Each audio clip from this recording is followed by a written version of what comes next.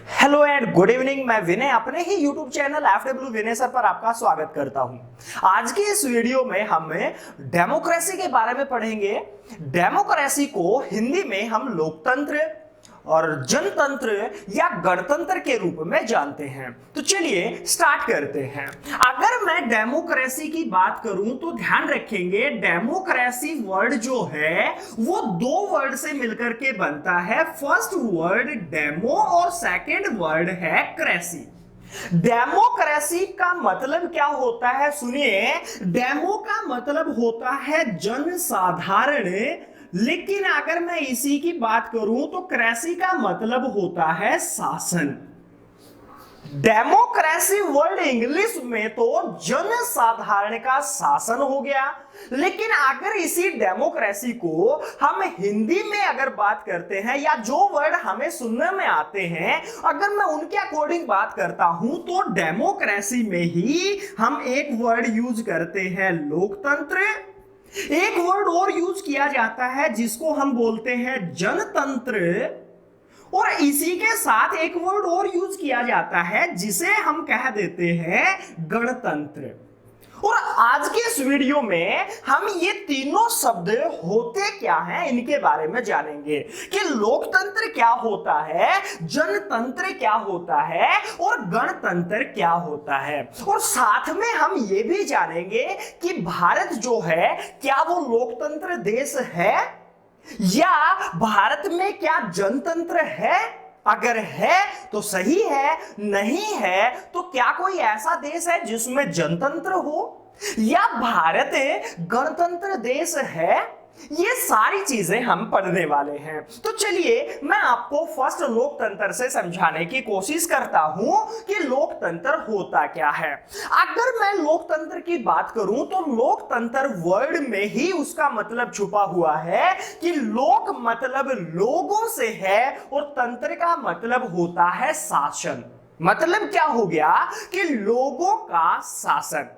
अब लोगों का शासन है, अगर ये वर्ड का मतलब हम सीधा देखते हैं तो इसके बारे में कुछ अलग अलग ऐसे हमारे पास व्यक्ति हैं या विद्वान रहे हैं या फिलोसफर रहे हैं जिन्होंने लोकतंत्र के बारे में अलग अलग डेफिनेशन दी। और वो डेफिनेशन क्या कहती है, मैं आपके सामने इसी लोकतंत्र की दो डेफिनेशन आज बता रहा हूं जो बिल्कुल अलग अलग हैं।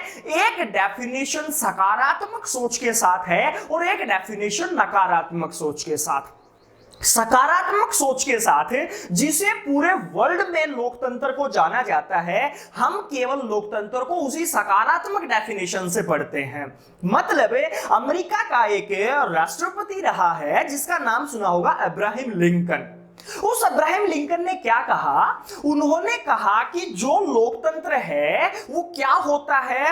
लोकतंत्र का मतलब होता है of the people, by the people, for the people. यहां पर हमने तीन वर्ड पढ़े जो लोकतंत्र में हैं। फर्स्ट वर्ड जो पढ़ा वो क्या पढ़ा, याद रखेंगे, of the people. First word जो पढ़ा then of the people word था। सेकंड वर्ड पढ़ा गया देन वो था बाय द पीपल। और अगर थर्ड वर्ड की बात करें तो तीसरा वर्ड जो है वो क्या है, फॉर द पीपल। अब ये जो वर्ड मैं तीन आपको बता रहा हूं ये अमेरिका के राष्ट्रपति अब्राहम लिंकन के अनुसार है। उन्होंने क्या कहा, उन्होंने कहा कि लोकतंत्र का मतलब होता है कि वो शासन है जिसमें सरकार जो है वो लोगों के द्वारा ही चुनी जाती है, यानी बाय द पीपल। लोगों का ही शासन होता है मतलब ऑफ द पीपल, और वो सरकार लोगों के लिए ही काम करती है मतलब फॉर द पीपल। ये जो थिंकिंग थी ये किसकी थी, अब्राहम लिंकन की। और इसी को लेते हुए या इसी थिंकिंग के साथ पूरे वर्ल्ड में लोकतंत्र को डिफाइन किया जाता है। ये सोच तो एक हो गई सकारात्मक सोच, लेकिन अभी मैं इसी लोकतंत्र की एक नकारात्मक सोच बताता हूं। एक बहुत अच्छे फिलोसोफर रहे हैं जॉर्ज बर्नार्ड शॉ। और उन्होंने लोकतंत्र की डेफिनेशन क्या दी? उन्होंने कहा लोकतंत्र अपनी महंगी और समय बर्बाद करने वाली खूबियों के साथ सिर्फ भ्रमित करने का तरीका है, जिसमें जनता को विश्वास दिलाया जाता है कि वह शासक है, जबकि वास्तविक सत्ता कुछ गिने चुने लोगों के हाथ में ही होती है। अब ये डेफिनेशन हमने क्या सुनी? यहां पे अब्राहम लिंकन ने तो कहा था, क्या कहा कि जनता के द्वारा और जनता के लिए शासन। लेकिन जॉर्ज बर्नार्ड शॉ क्या कहते हैं? वो इसको सिरे से नकार रहे हैं, यानी एक नकारात्मक सोच को दिखा रहे हैं, और वो कहते हैं कि लोकतंत्र महंगी और समय बर्बाद करने वाली खूबियों के साथ भ्रमित करने का एक तरीका है, जिसमें केवल जनता को क्या विश्वास दिलाया जाता कि हां तुम बने रहो, हम तुम्हारे ऊपर ही या तुम्हारे द्वारा चुने गए तुम्हारे लिए काम करेंगे, लेकिन वास्तविकता कुछ अलग होती है, वो गिने चुने लोगों के हाथ में होती है। अब यहां से दो चीजें समझी। हम इसको ऐसे भी कह सकते हैं कि पहले लोकतंत्र की डेफिनेशन ये हुआ करती थी, लेकिन जो प्रेजेंट चल रही है वो शायद डेफिनेशन जॉर्ज बर्नार्ड शाह के अकॉर्डिंग चलती है। अब लोकतंत्र में हमने क्या देखा? पूरे वर्ल्ड में अगर मैं किसी देश की बात करूं तो अपने भारत की ही कर लेते हैं। भारत में जो जनता का प्रतिनिधि करते हैं या प्रतिनिधित्व करते हैं, वो व्यक्ति सरकार में होते हैं, उन्हें जनता चुन करके भेजती है और बताने को कहते हैं कि वो जनता के लिए काम करेंगे, क्योंकि जनता ने उन्हें चुना है। तो आप ये ध्यान रखेंगे, भारत को हम कह सकते हैं कि भारत एक क्या है? लोकतंत्र देश है। इसी के साथ अब मैं आपको दूसरे पॉइंट के बारे में समझाता हूं कि जनतंत्र क्या होता है। अगर जनतंत्र की बात की जाए तो जनतंत्र में एक साम्यवादी विचारधारा को बढ़ावा दिया जाता है। अब ये साम्यवादी विचारधारा क्या है?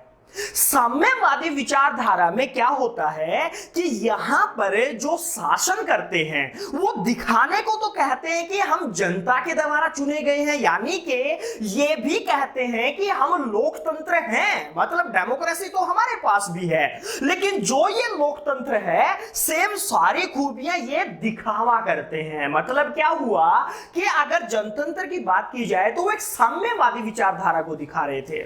साम्यवादी विचारधारा में क्या होता है? एक ही पार्टी होती है, उस पार्टी की एक ही सोच होती है उस देश में, और यहां तक कि एक हास्यास्पद बात है कि वहां पर चुनाव भी होता है और उम्मीदवार एक होता है। अब उम्मीदवार अगर एक होगा तो आप सोच रहे होंगे कि अब वोट कैसे पड़ते होंगे या वोट कैसे डाले जाते होंगे। वोट भी ध्यान रखना, उसी एक को ही उम्मीदवार, एक ही प्रत्याशी को डाले जाएंगे, क्योंकि पद भी एक ही है और जनता यस और नो में वोट डालती है। और मोस्टली याद रखना, जनता यस में वोट डालती है, क्योंकि नो का मतलब होता है कि आप उस विचारधारा के खिलाफ हैं और उस व्यक्ति को पहचान भी लिया जाता है जिसने नो किया। इसलिए ध्यान रखना, वहां पर जनता जो है वो मतदान 97-98% तक करती है, और ये वर्ल्ड में सबसे स्ट्रॉन्ग अपने आप को मानते हैं कि जो जनतंत्र है वो वर्ल्ड में सबसे बड़ा लोकतंत्र है। प्रेजेंट टाइम पर अपना एक पड़ोसी देश है चाइना, और उस चाइना की अगर मैं बात करूं तो चाइना में क्या है? साम्यवादी विचारधारा है। तो अब चाइना को कह सकते हो कि वहां पर जनतंत्र है, यानी कि अगर मैं एक देश की बात करूं चीन की, तो वहां पर जनतंत्र है, लोकतंत्र नहीं। क्यों? क्योंकि वहां पर साम्यवादी विचारधारा है, एक ही विचारधारा की वहां पर होड़ चली रहती है, वो जो भी कहेंगे वही करना होगा।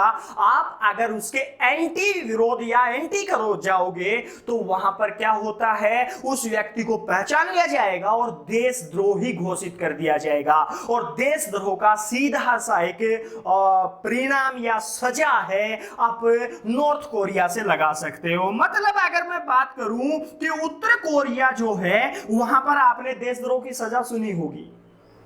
ये देश भी एक जनतंत्र का उदाहरण है। वर्ल्ड में कुछ गिने चुने देश हैं, मैं आपको कुछ और एग्जांपल बता देता हूं। जैसे चाइना की बात की जाए, उत्तर कोरिया की बात की जाए, इसके साथ कंबोडिया की बात की जाए।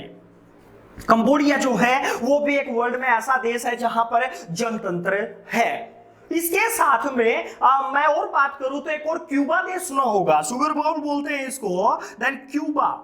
क्यूबा जो देश है, ये देश भी एक ऐसा देश है जहां पर जनतंत्र है।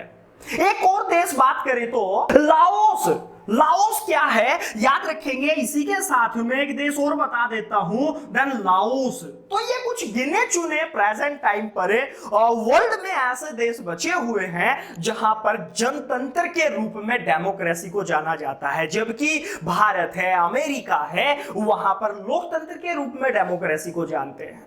अब यहां पर तीसरे पॉइंट के ऊपर चलते हैं और वो है गणतंत्र। गणतंत्र का मतलब क्या होता है, मैं आपको थोड़ा सा पहले लेके चलता हूं इतिहास में।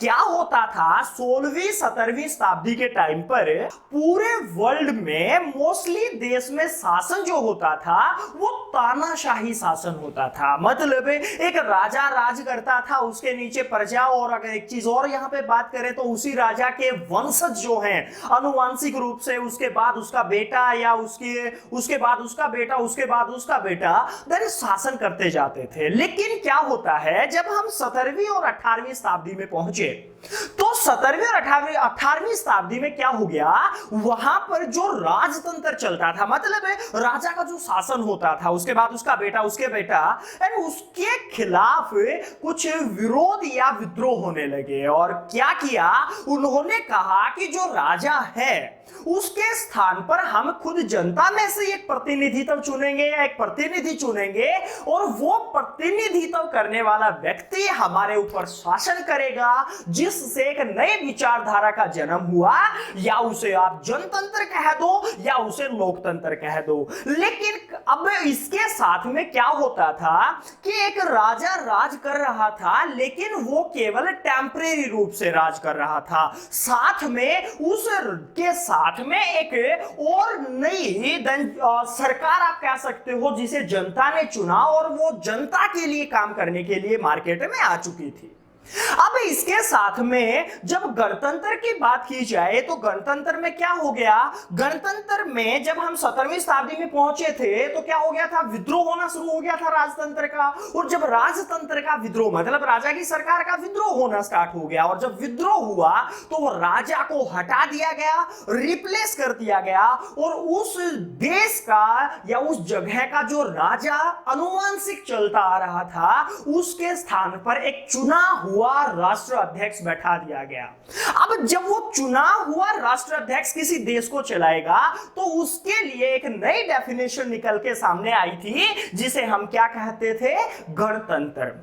एग्जाम में अगर आपसे पूछा जाए कि गणतंत्र क्या होता है तो एक सीधी स्पष्ट डेफिनेशन मैं आपको बता दूं, जिस देश का राष्ट्र अध्यक्ष, ध्यान रखेंगे, चुन करके आता है। एग्जाम्पल मैं भारत की बात कर रहा हूं तो भारत का राष्ट्र अध्यक्ष कौन होता है, भारत का राष्ट्र अध्यक्ष राष्ट्रपति होता है। और प्रेजेंट अगर मैं भारत के राष्ट्र अध्यक्ष की बात करूं तो कौन है ये मुझे आप कमेंट में बता दो, फटाफट जल्दी से कमेंट करिए। अब यहां से मैं बता दूं कि भारत का राष्ट्र अध्यक्ष, याद रखेंगे, जनता के द्वारा चुना गया लेकिन इनडायरेक्ट चुना जाता है, इसलिए भारत गणतंत्र होगा।